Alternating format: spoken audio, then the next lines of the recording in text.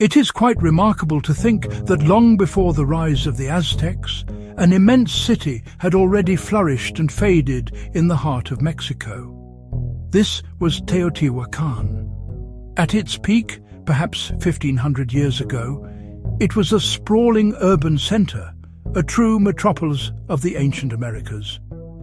Its name, given by the later Aztecs, means the place where the gods were created.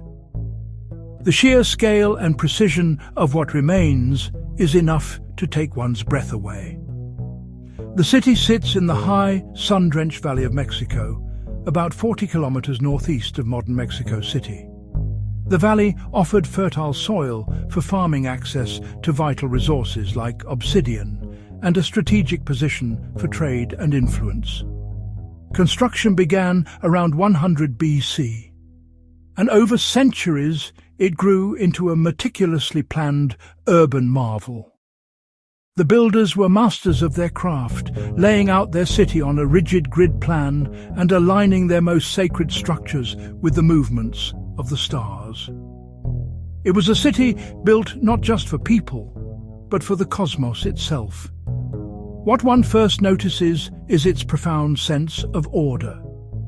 The entire city is bisected by a grand central thoroughfare.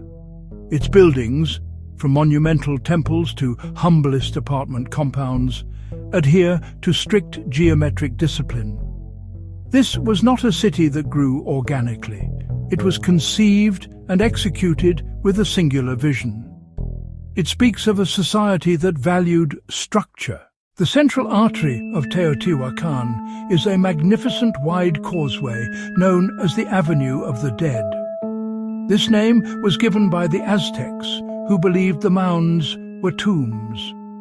In reality, they were the bases of temples and elite residences. The avenue runs for more than 2 kilometers, a monumental spine. To walk its length is to retrace the steps of priests, merchants and commoners who filled this boulevard with life, a daily procession under the watchful gaze of the pyramids. At the avenue's northern terminus stands the Pyramid of the Moon. Looking down the avenue from the top of the Pyramid of the Moon. Though slightly smaller than its colossal neighbor, it commands the plaza. It seems to stand guard, mirroring the mountain Cerro Gordo behind it. This deliberate alignment shows how connected Teotihuacan was to the landscape. The plaza before it was likely a stage for large public rituals. Further south along the avenue, dominating the eastern horizon, is the Pyramid of the Sun. It is immense, one of the largest structures of its kind. Constructed over a sacred cave, it rises in a series of tiers. Imagine the human effort required to build it without metal tools, pack animals, or the wheel. Climbing its steep steps today, you feel a connection to the past. Lining the avenue between these two giants are numerous smaller platforms and temple complexes. One of the most significant is the Citadel, a vast sunken square. Life in Teotihuacan was not confined to its grand ceremonial center. Spreading out from the Avenue of the Dead was a vast grid of residential areas. Unlike many ancient cities, where the poor lived in simple huts, most of Teotihuacan's population may have reached over 100,000 people.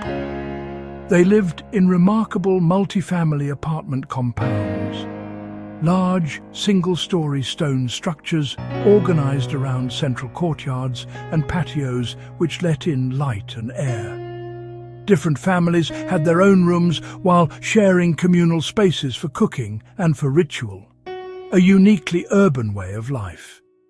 The city was a bustling hub of commerce and craft.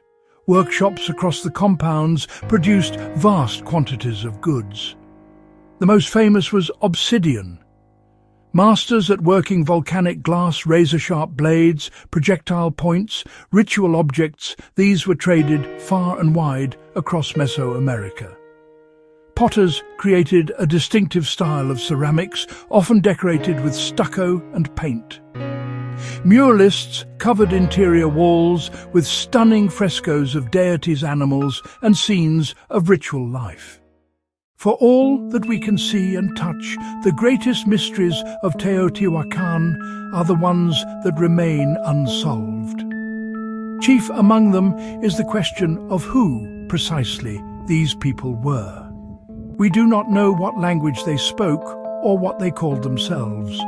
Their system of writing, if it can be called that, consisted of symbols and icons that we are only just beginning to understand, lacking the narrative structure of Maya hieroglyphs. We know them only through the grand city they left behind, a magnificent but anonymous legacy. It is as if we have found a spectacular book, but we cannot yet read the words. Equally perplexing is the city's decline. Around the year 550 AD, something catastrophic happened. The great temples along the Avenue of the Dead and the palaces of the elite were systematically burned and desecrated. This was not a random act of destruction. It appears to have been a deliberate and targeted event. Was it an invasion from outside forces? Or was it an internal uprising, a violent rebellion by the city's populace against its ruling class? Evidence points towards internal conflict, perhaps brought on by drought, resource depletion, or a crisis of faith in the city's leaders. After this event, the city did not die immediately, but it began a long, slow decline. The population dwindled, and the grand urban center slowly fell into ruin. By the time the Aztecs arrived in the valley some 700 years later, Teotihuacan was a ghost city, a place of myth and legend. It was they who named the pyramids and the Great Avenue, seeing it as a place of origins, a landscape inhabited by giants and gods. They revered the site, incorporating its legacy into their own origin stories. But the memory of the people who had actually built it was already gone. And so today, Teotihuacan stands as a quiet monument to both human achievement and the relentless passage of time. As one walks its ancient avenues, one is filled with a sense of wonder, not just at what was built, but at all that we still do not know. The stones hold their secrets close. This city of the gods is a powerful reminder that even the mightiest civilizations can fade, leaving behind more questions than answers. It calls on us to listen carefully to the whispers of the past, to protect these precious places, and to never lose our sense of awe at the enduring mysteries of human history.